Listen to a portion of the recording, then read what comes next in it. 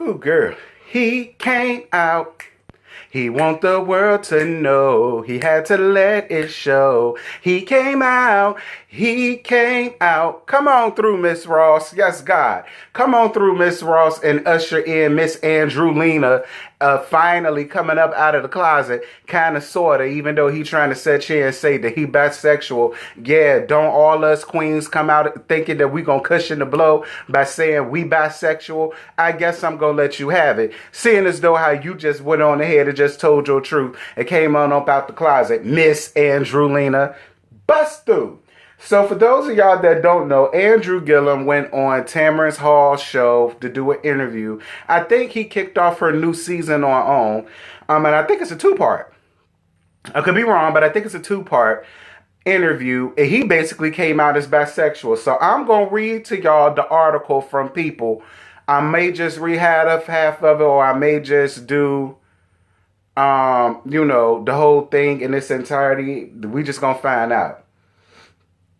Cause I'm so happy, come along if you feel. So this comes from People, and it says, Andrew Gillum, a.k.a. Miss Andrewlina Everlasting, says, I identify as bisexual in first interview since hotel scandal with another man. His wife said love and sexuality exist on the spectrum, and that all she cares about is what's between us and what agreement. Let me read that again. His wife said love and sexuality exists on a spectrum, and that all she cares about is what is between us and what agreement do we make to be in a relationship with each other. Keep it on. Andrew Gillum told Tamron Hall in a sit-down on Monday that he's bisexual, a revelation as part of his first interview since he was caught in the middle of a scandal in March that led to him to enter rehab and retreat from his once promising career. The Democratic politician who lost the 2018 Florida governor's race by less than half a percentage point to Ron DeSantis made headlines this spring after he was found drunk in a hotel room with another man who may have overdosed on drugs and was treated by responders according to local police. Come on, people, don't do this to me. Okay. Authorities also said that a substance suspected to be meth was found in the room, though Gillum said he only had alcohol. I just bet you did. The other man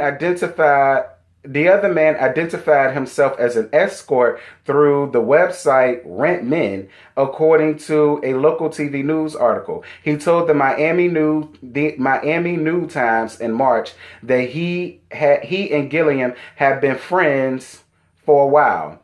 Andrew Gillum, 31, addressed the speculation fueled by that encounter when he spoke with Hall in the season premiere of her talk show Monday. So I was right about that.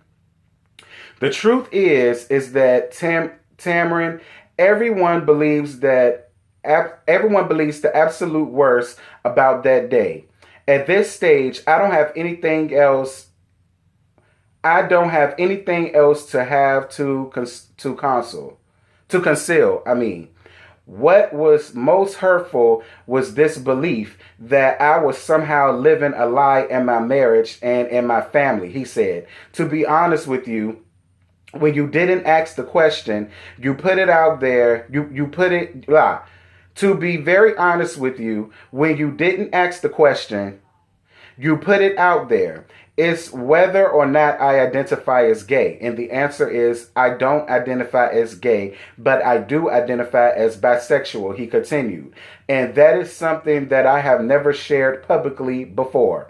Hall, 39, and she looks great to be almost 50, told People last week that it was one of the most difficult interviews I've ever conducted. And their conversation was intense, and at moments it was heartbreaking, upsetting, and very disorienting. I literally got broken down to my most bare place, to the place where I wasn't even sure that I wanted to live. Not because of what I had done, but because of everything that was being said about me, Andrew told Hall. Photos from the scene also circulated in corners of the internet, including one of an unconscious Andrew on the floor, literally laying in my own vomit, he told Hall. Speculation about Andrew's private life swept across social media after it was reported the former Tallahassee mayor was found in a hotel in Miami where he said he had traveled to officiate a friend's wedding.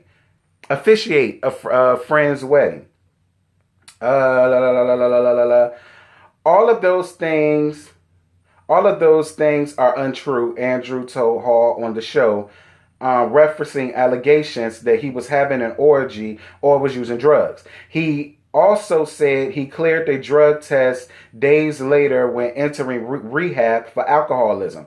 Authorities also told People at the time that the incident was not being treated as a criminal matter and Andrew was not charged with any crime. He said Monday what helped him through the immediate aftermath was the grace that I received from my wife. This was without us knowing whether or not there would be a future Andrew and RJ, he told Hall. At this point, this was her caring for me as a human.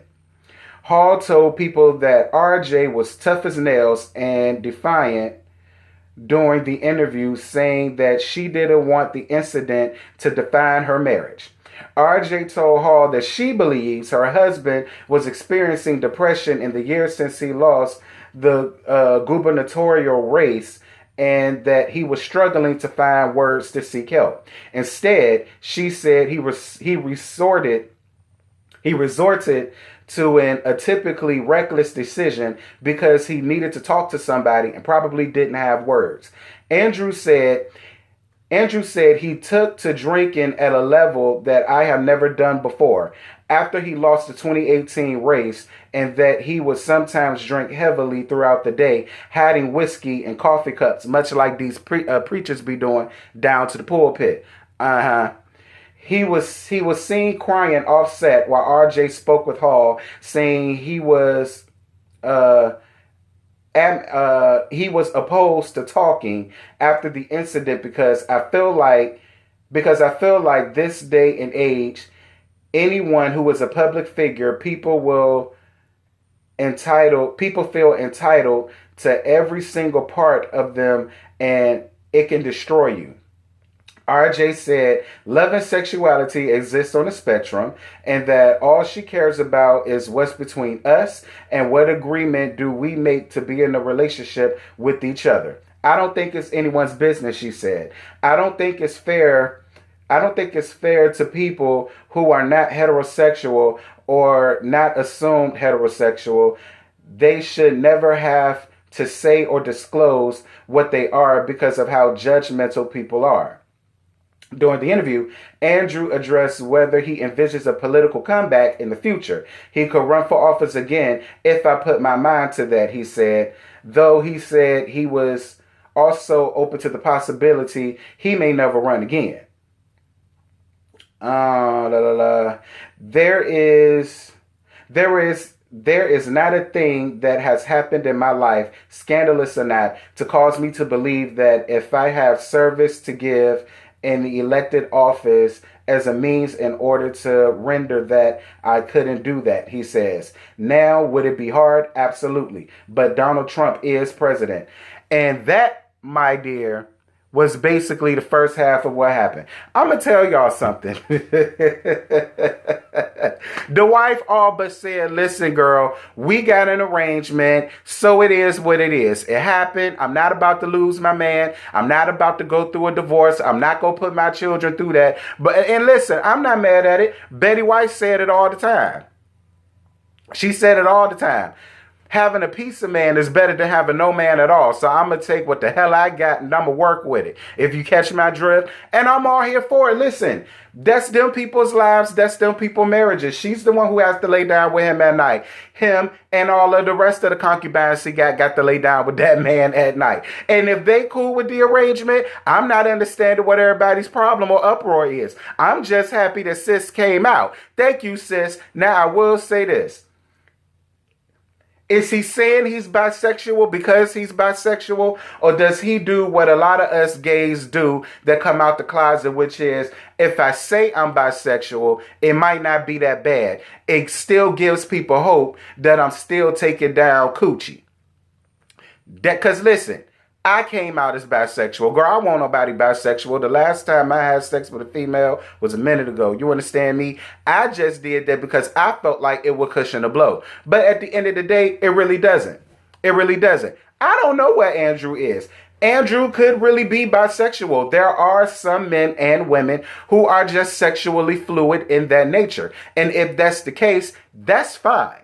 But for some reason, I just feel like, because in a lot of times, in essence, a lot of men just stick in it because they feel like they have to. They feel like this is the life I'm supposed to have. I'm supposed to have a wife. I'm supposed to have kids. I'm supposed to have a family. I'm supposed to have the white picket dog in the fence and all that good stuff. I'm supposed to have that. But then they go off and they seek other things and then they get lost within being able to be free and be themselves. And then you get cases such like Andrew here, who not only got caught with being with an escort that he got off a rent-a-man, but then getting caught up in predicaments where they doing controlled substances and stuff like that. You know what I mean? I feel as though the gay, which I think it is, but he say he bisexual, I'ma respect it. I feel like the bisexual thing needs to be put on the back burner, and he really needs to spend more time focusing on his alcoholism, because the thing is, my dad died of that, okay? That messed up my dad's liver. You understand me? And you have kids. You understand? Losing a parent is hard, and I lost both my parents. You understand me? So I feel like the best thing and the first thing that he needs to do is make sure he gets their drinking under control. Then he could sit his kids down and explain, you know, what the real tea is. And that's just how I feel, and that's how I see it. But y'all, that's all I got. I ain't got no more to give you. Let's get the discussion popping. Y'all drop down in the comments. Let me know how y'all feel. I feel the same way RJ feel. It ain't none of y'all business. If she decides that she wants to stay with her bisexual husband and let him be in the same agreement that Michael gave Ashley from the Real Housewives of Potomac, that's their business, not y'all's. Leave them people alone. Bye. What you're given, that's how we live it. Don't be mad at the system, it's simply how we've existed. I hear a lot of people talking like they politicians and choose to be an accountant because it's safe